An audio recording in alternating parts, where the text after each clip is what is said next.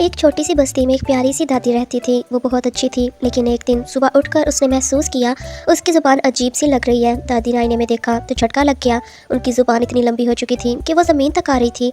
दादी ने फ़ौरन अपनी बकरी, गाय और बिल्ली को बुलाया और कहा, जो भी मेरी लंबी ज़ुबान ठीक करने की दवा लाएगा मैं उसको एक बड़ा इनाम दूंगी। सबसे पहले गाय दौड़ती हुई डॉक्टर के पास चली गई। वो हंस हंस कर बोली, ओए मोटे डॉक्टर, एक दवा दो दादी की लंबी ज़ुबान के लिए। डॉक्टर ने गाय की बात सुनते ही गुस्सा कर दिया। मुझे मोटा किसने बोला, अब मैं तुझे पतला करता हूँ। ये कहकर उसने एक बड़ा इंजेक्शन उठाया और गाय को लगा दिया। थोड़ी देर में गाय इतनी पतली हो गई कि बस हड्डियों का ढांचा लगने लगी। बेचारी दौड़ती हुई वापस भाग गई। अब बकरी ने सोचा कि वो जाकर कोशिश करती है। वो डॉक्टर के पास गई और बोली, डॉक्टर अंकल, दादी की लंबी जुबान की दवा दे दो। डॉक्टर ने फिर से गुस्सा किया, मुझे अंकल किसने बोला, अब मैं तुझे बूढ़ी बनाता हूँ। और उसने बकरी को एक इंजेक्शन लगा दिया। देखते ही देखते बकरी के सफेद बाल आ गए, कमर झुक गई और दांत गिरने लगे।